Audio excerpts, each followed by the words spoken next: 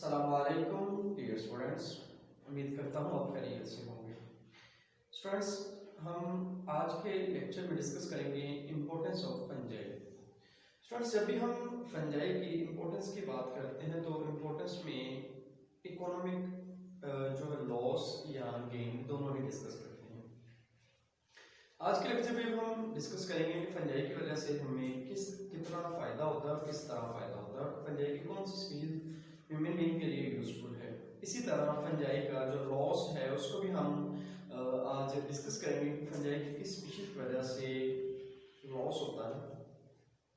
Students, अगर मैं बात करूँ इस टॉपिक की इम्पोर्टेंस की, तो अगर मैं कहूँ कि ये एक importance of fungi as a long question आ सकता है कि नहीं, तो स्टूडेंट्स आपने एक बात याद रखनी है, इम्पोर्टेंस ऑफ फंजाई एक बहुत लेंथी क्वेश्चन है। इतना लेंथी क्वेश्चन बोर्ड में कभी नहीं आता। हाँ, इस तरह जरूर आ जाता है कि इसके डिफरेंट पोर्शन बना लिए जाते हैं, जैसे कि इम्पोर्टेंस ऑफ फंजाई में इकोलॉजिकल इम्पोर्टेंस, ये सेपरेट क्वेश्चन पूछ लिया जाता है। इसी तरह जो दूसरा पोर्शन है वो आता है इकोनॉमिक गेन या लॉस, या हम इकोनॉमिक इम्पोर्टेंस कहते हैं। स्टूडेंट्स, जो इम्पोर्टेंस ऑफ फंजाई है ये दो सेगमेंट में हम इसको डिवाइड करते हैं, इकोलॉजिकली, और दूसरे हम इसको डिवाइड करते हैं इकोनॉमिक इम्पोर्टेंस के पॉइंट ऑफ व्यू से। इन दोनों में से एक क्वेश्चन आएगा, या तो जो पेपर में लॉन्ग क्वेश्चन आएगा इकोलॉजिकल इम्पोर्टेंस ऑफ फंजाई आएगा, या फिर इकोनॉमिक गेन या लॉस ऑफ फंजाई आता है। स्टूडेंट्स, आइए हम अपने क्लास को स्टार्ट करते हैं। सबसे पहले हम बात करते हैं कि फंजाई की इकोलॉजिकल इम्पोर्टेंस। स्टूडेंट्स, अगर मैं लफ्ज इस्तेमाल करूं इकोलॉजी, इकोलॉजी क्या होती है? इकोलॉजी बायोलॉजी की वो ब्रांच है जिसमें हम कम्युनिटी और उसके इन्वायरमेंट को स्टडी करते हैं। कम्युनिटी क्या है? एक ऐसा एरिया जहां पर मुख्तलिफ स्पीशीज एग्जिस्ट कर रही है, या मैं इस तरह कह सकता हूं कम्बिनेशन ऑफ डिफरेंट पॉपुलेशंस वो है हमारे पास कम्युनिटी और इसका इन्वायरमेंट इज कॉल्ड इकोलॉजी। अब मैं ये भी कह सकता हूं कि study of living thing and non living thing in an area is also called ecology. तो ये मेरे पास इकोलॉजिकल, तो इकोलॉजिकल इंपॉर्टेंस ऑफ फंजाई की अगर मैं बात करूंगा तो मैं कहूंगा कि फंजाई की वजह से इन्वायरमेंट को कितना फायदा हो रहा है, ये आ जाएगा मेरे पास ecological importance of fungi. Students, हम बात करते हैं कि फंजाई की इकोलॉजिकल इंपॉर्टेंस की, तो हम कहते हैं फंजाई एक डिकम्पोजर है। तो डिकम्पोजर क्या होते हैं? जो डेड और डिकेइंग ऑर्गेनिक मैटर को डिकम्पोज करते हैं इनटू सिंपल इनऑर्गेनिक सब्सटेंसेस में। अब स्टूडेंट्स, अगर मैं बात करूं फंजाई की डिकम्पोजर के पॉइंट ऑफ व्यू से, फंजाई बैक्टीरिया के साथ मिलके, चूंकि बैक्टीरिया और फंजाई दोनों ही डिकम्पोजर हैं, अब सवाल पैदा होता है कि क्या फंजाई के तमाम ग्रुप्स डिकम्पोजर है? जवाब आएगा नो। क्या बैक्टीरिया के तमाम ग्रुप्स डिकम्पोजर है? जवाब आएगा नो। फंजाई की कुछ स्पीशीज, इसी तरह बैक्टीरिया की कुछ स्पीशीज एक्ट करती है एज ए डिकम्पोजर। और हम जानते हैं कि डिकम्पोजर क्या है? जो डेड और डिकेइंग ऑर्गेनिक मैटर को डिकम्पोज करते हैं उनको हम डिकम्पोजर्स का नाम देते हैं। फंजाई अलोंग विद सेप्रोट्रोफिक बैक्टीरिया, ऐसे बैक्टीरिया, सेप्रोबिक बैक्टीरिया जो डेड और डिकेइंग ऑर्गेनिक मैटर को, उसके लिए हम वर्ड यूज करते हैं सेप्रोट्रोफ्स। ऐसे एनिमल्स जो डेड और डिकेइंग ऑर्गेनिक मैटर को खाएं, ऑर्गेनिक मैटर में प्लांट्स भी आ जाते हैं, एनिमल्स भी आ जाते हैं, जो उनको डिकम्पोज करे, उनको खाए, वो हमारे पास उनको हम कहते हैं डिकम्पोजर्स। और डिकम्पोजर्स दो हैं, फंजाई और बैक्टीरिया। अब स्टूडेंट्स, ये जो डिकम्पोजर है फंजाई जो एक्ट कर रही है एज ए डिकम्पोजर, इसका इकोलॉजी के साथ क्या रिलेशन है वो हम देखते हैं। स्टूडेंट्स, जब कोई भी इंडिविजुअल है न्यूट्रिएंट्स को गेन करेगा, उसकी बॉडी में चले जाएंगे, जब उस इंडिविजुअल की डेथ होगी तो डेथ के बाद वो इंडिविजुअल तमाम एसेंशियल न्यूट्रिएंट्स को लेके डेथ हो गई, अब वो खत्म हो गया। नया इंडिविजुअल आया, उसने भी एनवायरनमेंट से न्यूट्रिएंट्स ले, वो खत्म हो गया।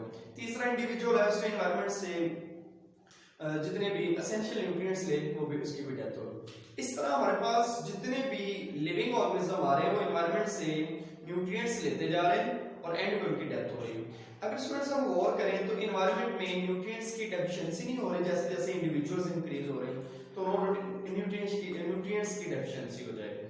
अब जब न्यूट्रिएंट्स की डेफिशिएंसी हो जाएगी तो जो डेड ऑर्गेनिक मैटर है वो जमीन के मुख्तलिफ जगहों पे पड़े रहेंगे क्योंकि वो डिकम्पोज नहीं हो रहे। अगर वो डिकम्पोज हो जाए तो क्या होगा, तो जितने भी डेड ऑर्गेनिज्म है उनकी बॉडी में जो न्यूट्रिएंट कहां से लिए थे, इन्वायरमेंट से डेड बॉडी में आए। अब डेड बॉडी दोबारा उसको इन्वायरमेंट में सेंड कर देती है। इस तरह न्यूट्रिएंट साइकिल चलता रहता है।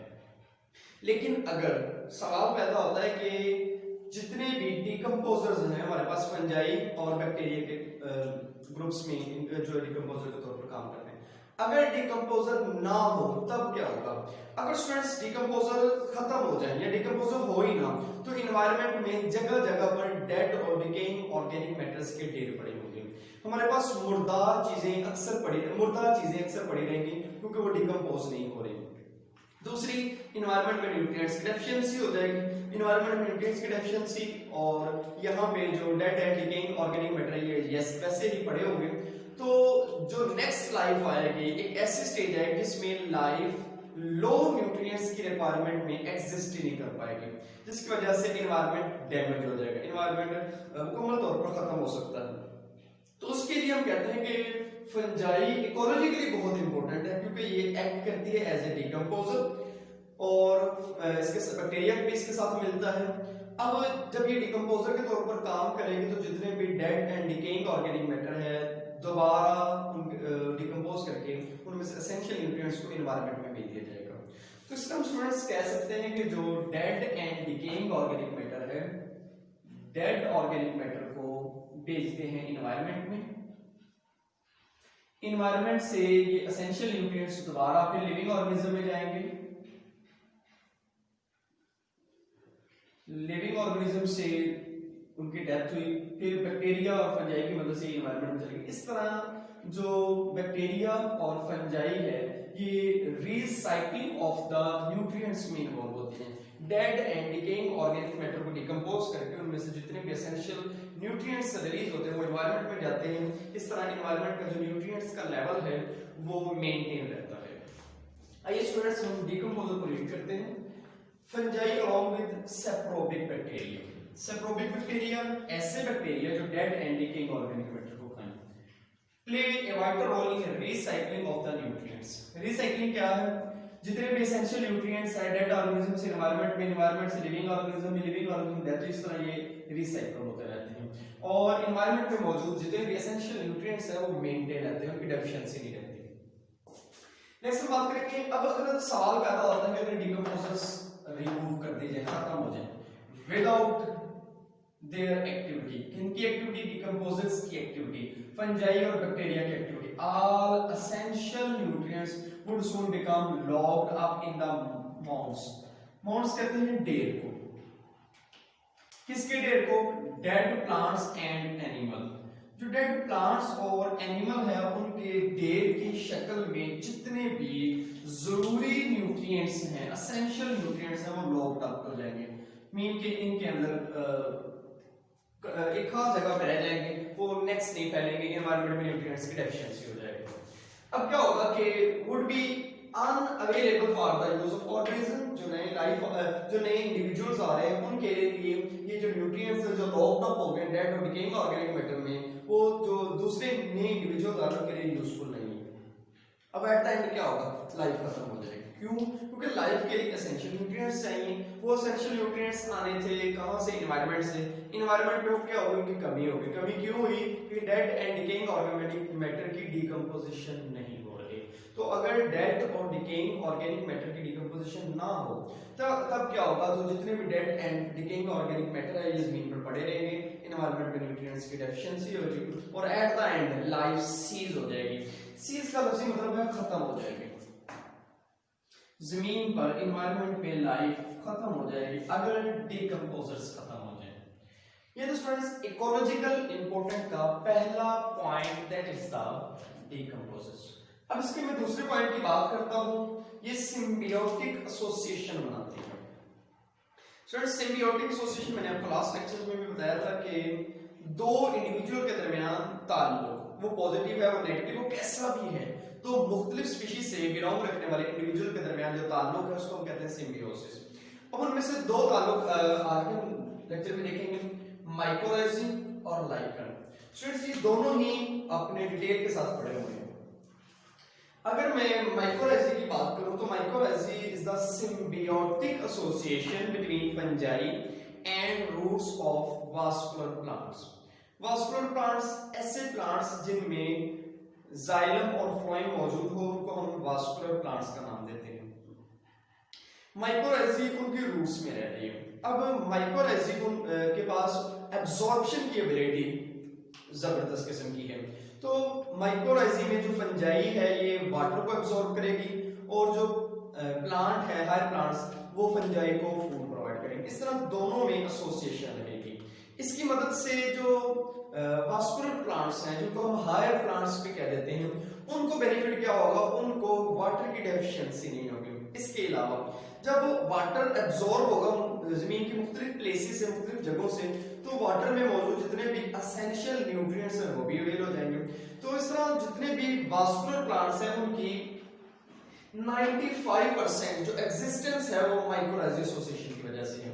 ये एक इंपॉर्टेंट एमसीक्यूज है कि माइकोराइजी एसोसिएशन की वजह से जो वास्कुलर प्लांट्स हैं उनको क्या फायदा होगा कि इनकी 95% जो एग्जिस्टेंस है ये माइकोराइजी एसोसिएशन की वजह से होती है।